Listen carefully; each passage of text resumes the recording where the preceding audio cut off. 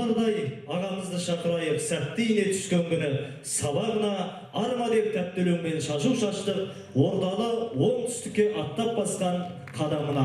Омар Жәлелұлы ағамыз, Евразия ұлттық университетінің оқушысы, филология ғылымдарының кандидаты доцент ағамыз. Қош келдіңіз, Қареке ағамыз. Қарекет кітабының тұсаукесері құтты болсын аға, адам құтты болсын.